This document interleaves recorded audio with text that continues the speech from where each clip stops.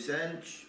com o objetivo de justificar esses anos todos o tempo útil de incremento do Programa de Reconstrução Nacional do seu governo, de preparação de estradas e de construção de pontes, isto não é, das infraestruturas necessárias que deveriam conduzir o país de forma organizada para as eleições democráticas, que deveriam ser bem organizadas para que elas fossem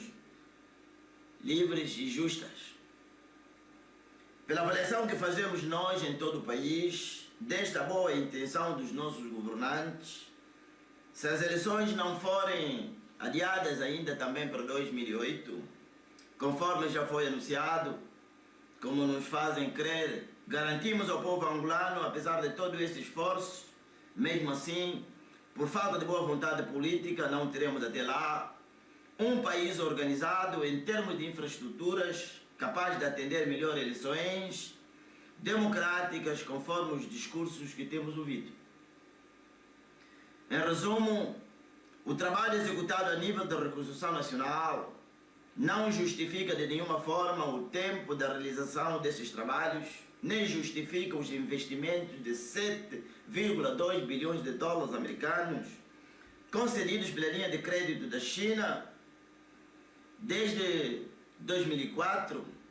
também de outros financiamentos de outras instituições bancárias internacionais. Mesmo assim sendo, se o MPLA julgar que ainda está capaz e é o melhor partido político angolano em altura de resolver melhor os problemas difíceis deste povo sofredor de Angola, e se nos mostrar esta vontade política de colocar os interesses da pátria em primeiro lugar, embora o nosso passado justifique exatamente o contrário, povo angolano, em prol do supremo interesse das nossas populações e da nação angolana, desde que o MPLA se prontifique para este desafio nacional, estamos prontos a colocar as nossas ambições pessoais de parte para que o bem-estar do povo angolano seja colocado em primeiro lugar. Pelo que já temos solicitado ao MPLA e ao Sr. Presidente, o engenheiro José Eduardo dos Santos, para apoiarem a nossa iniciativa política de trabalharmos juntos no futuro. Queremos, com urgência, que as populações, ou seja, angolanas, vivam e gozem dos frutos da independência nacional adiada há 32 anos, desde a nossa independência nacional em 1975. É neste contexto, decidimos apresentar em parte o nosso programa estratégico de governação alternativo de mudanças, desejado pelo nosso povo, pelo que este gesto deve ser compreendido como nosso contributo para o enriquecimento da agenda nacional de consenso, para o desenvolvimento e da reconstrução em curso do país, proposto pelo MPLA para Angola até 2025. Por esta via, convido pessoalmente as igrejas a apoiarem a transição política almejada por todos os angolanos. As igrejas em Angola não podem estar impávidas olhando para o sofrimento, pobreza e miséria extrema da nossa população, ignorando naturalmente a injustiça social que toma conta da realidade do dia a dia em Angola. Antes, pelo contrário, deixando-se aliciar com subornos de cultura de corrupção, sustentando com mais-valia certos círculos que constituem a causa principal, que só alimentam o atraso social, a injustiça e também a desigualdade nacional. É neste propósito, eu tomei a iniciativa como uma das igrejas em Angola e na qualidade de um dos embaixadores de Cristo em Angola. Não só quero servir a Angola e os angolanos, mas também me predispus propondo ao MPLA, sob a chefia do presidente José Eduardo dos Santos, a nossa contribuição de forma aberta e clara para juntos apostarmos pelos desafios que a sociedade angolana nos impõe, para que o nosso povo tenha dignidade, honra, leite e mel na sua própria terra que Deus nos contemplou. As igrejas não só têm capacidade de mudar este quadro político e socioeconômico primitivo reinante em Angola, mas também as igrejas possuem poder e autoridade, entre várias promessas que Deus Pai, o Criador de todo o universo, fez à humanidade. Ele deu poder e autoridade de domínio aos homens sobre a terra. Pelo que, para resumir, nas Escrituras Sagradas, o livro de Gênesis, capítulo 1, no versículo 28, e o Evangelho de São Lucas, no capítulo 10, no versículo 19, demonstra a possessão absoluta da força do poder divino dada às igrejas e aos pastores dos nossos dias. O que significa os angolanos unidos com as igrejas estão munidos de força e de poder supremo da divindade para garantir uma administração cuidadosa e digna do bem-estar do nosso povo e do meio ambiente, de tal forma toda a tentativa inimiga no seio dos angolanos seria ressassada. Como todos sabemos, o nosso povo continua a sofrer ainda. É neste contexto exigimos em Angola as igrejas, aos bispos, aos arcebispos, aos pastores, aos dirigentes das paróquias, devem reconhecer e assumirem o seu papel de proteção das populações do nosso povo,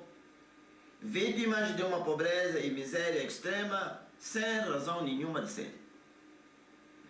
O novo Estado de Direito Democrático que queremos criar em Angola, com a ajuda do nosso estadista da paz,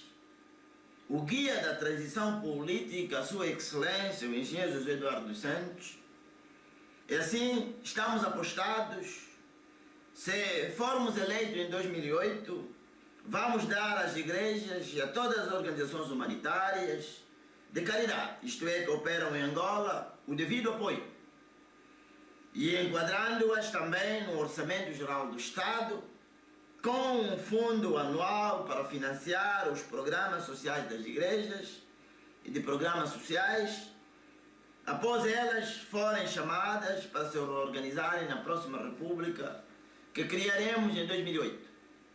caso sejamos os vencedores. As igrejas estão chamadas para trabalharem também para o povo e não contra os interesses do povo que tanto já sofreu. É hora das igrejas estarem ao lado da verdade e defenderem a verdade, para que o povo sofredor beneficie da verdade, que é o fundamento da justiça e de amor. O povo necessita dos seus melhores filhos da pátria, capazes de levar bem alto, ou seja, levantar bem alto a bandeira da unidade nacional, e aqueles que querem escrever bem alto, o mais depressa possível e sem perca de tempo, a dignidade e o bem-estar social do povo angolano. Aliás, já me referi anteriormente de que todos temos direito à vida, e a vida é muito boa para todos, infelizmente muito curta, porque todos temos o direito de beneficiar das riquezas de Angola enquanto vivemos. Mas quem vê todos os dias, quem vai para os hospitais, quem vai nos cemitérios, os angolanos estão a morrer de acidente vascular, da tuberculose, de ataques cardíacos, de tantos problemas sociais que Angola tem, só porque não queremos nos unir para que todos possamos trabalhar para o bem deste povo. Por isso, é bom que os políticos angolanos ganhemos consciência para olharmos para o nosso povo, para mudarmos esse quadro e não cuidarmos só os nossos interesses. O nosso povo precisa dos seus melhores filhos, isto é, os seus melhores filhos desta pátria. Aliás, já me referi anteriormente de que todos temos direito à vida. A vida é boa para todos, infelizmente muito curta, como já me referi há bocadinho. Por isso, queremos que as igrejas promovam com sentido de responsabilidade e autenticidade a sociedade angolana a assumir o seu papel patriótico e de cidadania, o espírito de reconciliação e de unidade nacional na fraternidade, solidariedade, igualdade, dignidade e justiça social, que nos valorize com direito à vida a todos os angolanos e se cultive uma cultura de valores, de tradições costumeiras étnicas, da negritude, da angolanidade e que nos qualifique de verdade como uma nação negra africana em Angola. E assim, queremos encorajar as igrejas sem perca de tempo, na busca do muito que já tem sido feito a favor das populações mais desfavorecidas. É com este fundamento, pedimos carecidamente o empenho das igrejas para que se promova e se sensibilize a sociedade angolana para que tenhamos no futuro breve um governo de unidade nacional capaz de incentivar políticas de valorização da cidadania no seu verdadeiro sentido da palavra, o direito à vida para todos os angolanos. Ter direito à vida significa viver e também deixar os outros viver. Este é o nosso ponto de vista no que toca à vida, porque vida é o sentido de viver. É óbvio, queremos, caso tenhamos a devida confiança e